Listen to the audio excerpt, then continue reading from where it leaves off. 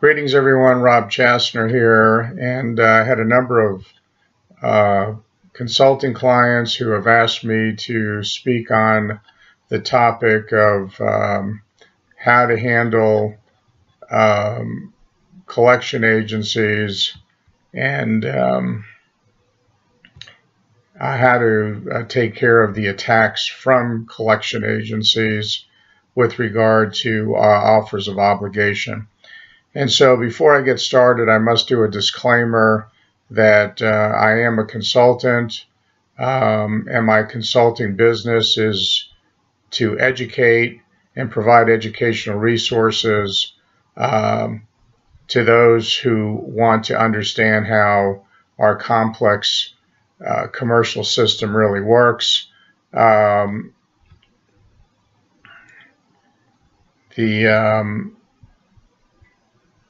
The information that I provide is educational support, document resources, and our goal is to educate people so that they can handle and manage their own affairs and be dependent only upon themselves and deal with their own problems by gaining the knowledge and the document resources. And so any use of this information in this video and my opinions or any document resources that we might share there are no warranties or guarantees that come with it. It's for education and entertainment, and it's to be used at your own discretion and at your own risk. Everything that I provide in this is an opinion and is to be disseminated as such for opinions and education and document resources. And none of the information that I'm providing in this is permitted to be shared with anyone else unless you previously have a written consent of my sharing so. And watching this video constitutes, or listening to this video constitutes, your agreement and consent to abide by those requirements for Robert Chassner Consulting. All right, having said all of that, the question comes up often about collection agencies. Now let's just get something very clear and very, very precise here. Collection agencies operate under what's called a tacit agreement. You do not have an agreement with a collection agency unless you do not respond to their contract offer that you have an agreement with them. And so when you receive something from a collection agency saying something to the tune that they've acquired this and that you owe them a certain amount, and if you don't respond within a certain number of days, this becomes a valid claim. Well, why would they put that in there if it wasn't already a valid claim? They're making you a contract offer. And so therefore, if you're within that 20-day period or 30-day period that they grant you, you need to respond to that in such a way that you are not accepting their contract offer. And I'll discuss even more in detail about how we typically do that. Now, if you're outside of that, in other words, if the time has passed and you're finding this information out long after they've made you a contract offer and you did not deny the contract, so you've accepted it through your silence or acquiescence through silence,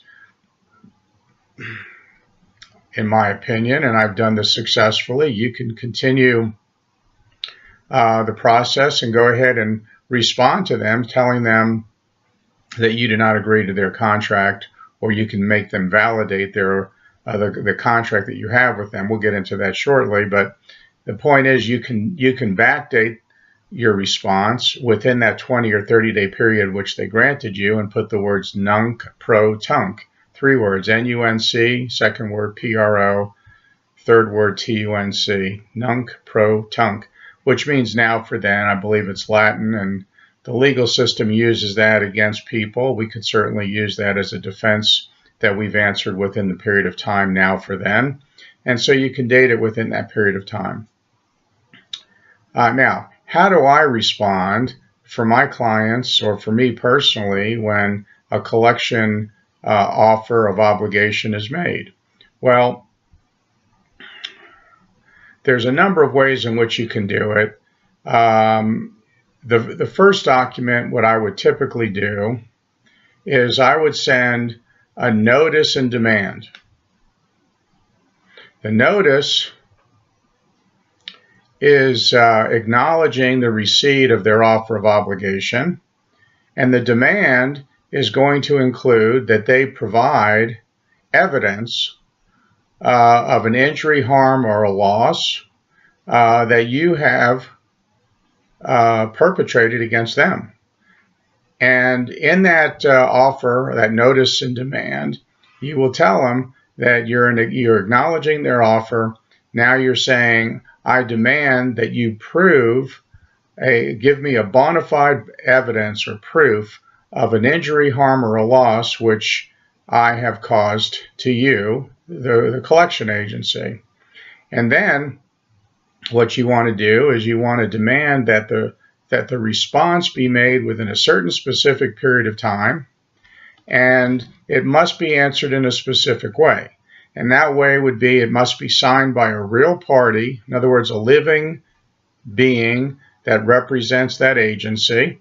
It has to be signed by a real party swearing under penalty of perjury with full and unlimited commercial liability. So in other words, they can't just make claims. They have to swear under penalty of perjury that you have created a financial injury or a loss or against them, which they can't prove. And you give them a deadline for that. And you let them know that if it doesn't come back within the deadline period and it doesn't come back within an affidavit format swearing under penalty of perjury with full and unlimited commercial liability, that any response less than that will be marked as insufficient on its face and constitutes their agreement that you have not caused them a financial injury or a loss or a harm, that you do not owe them any money, and that this alleged account that they're referencing has a zero balance. So that's the gist of the notice and demand. That would be something, and then you'd want to send it to the real party. So how do you do it to a real party? Well, they operate in fiction names, like an all capital letter name, like on your driver's license. And so you want to do an upper lowercase name, acting as the all capital letter name, agent for the collection company, possibly, and or agent for the original alleged creditor, and or agents, successors, and or assigns.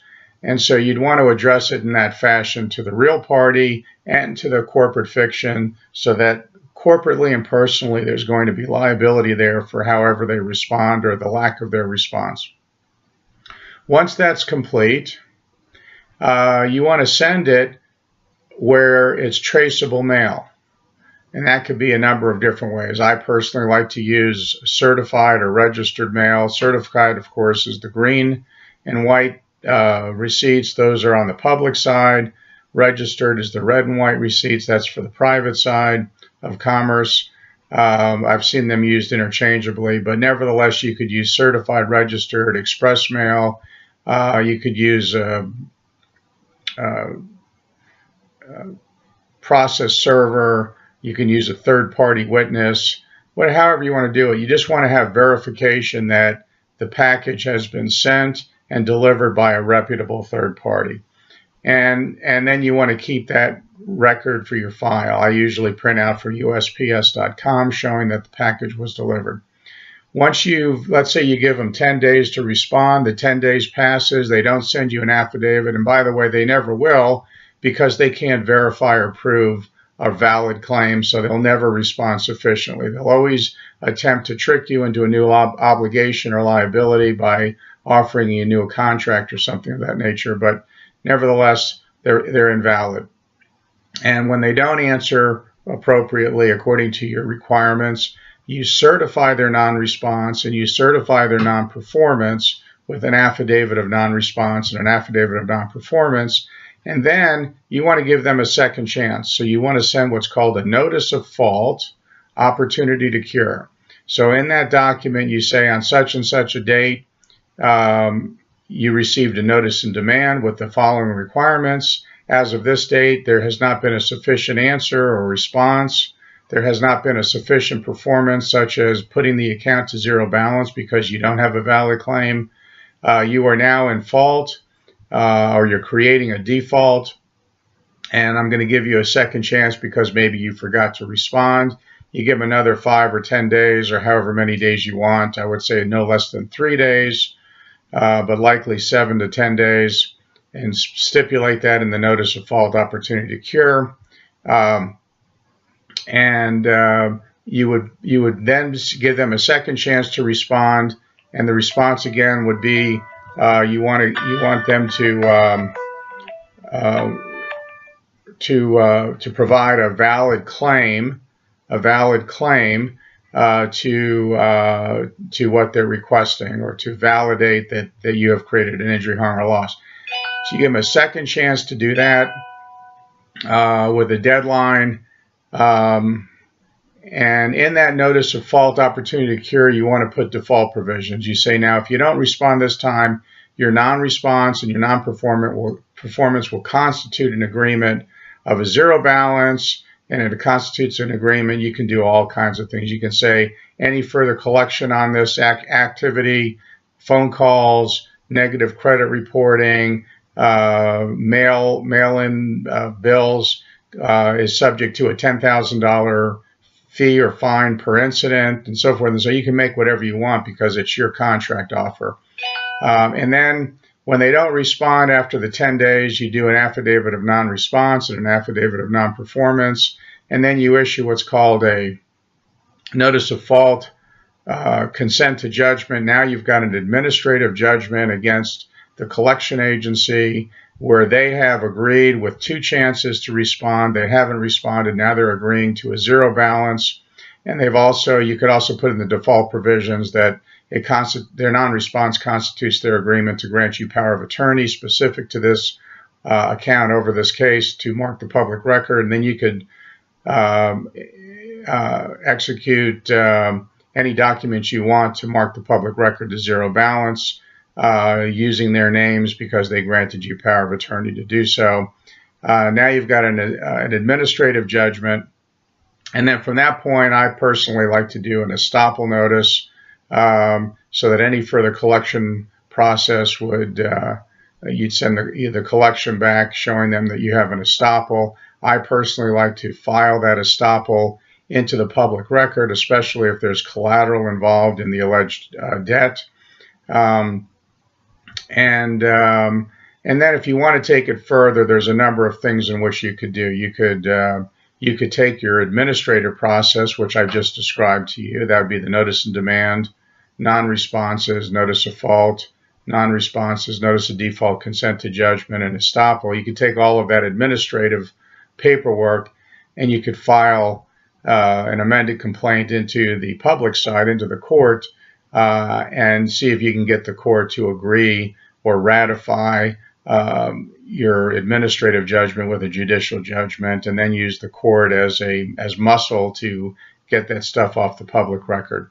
You can also use these documents as muscle to go to the credit bureaus and remove anything from the credit bureaus, because you have the authority then to sign on their behalf that the account has been paid as agreed in zero balance and closed by account holder. So that's been a very successful way in which to deal with collection agencies. It works. It doesn't matter how big or small the collection agency is. It could be a one-person operation. It could be a gigantic law firm, or even Uncle Sam, what they do with the Internal Revenue Service. You can do all of this the same way. It works. It's worked for years. It's stood up. I've seen it stand up in court when customers have brought this into the courtroom. An unrebutted affidavit of zero balance stands as as the agreement of the parties. And so there you have it. That's how you deal with collection agencies. You make them put up or shut up, and they're going to shut up because they can't prove their claim. And once you do that, you have all the written evidence that will stand up in court.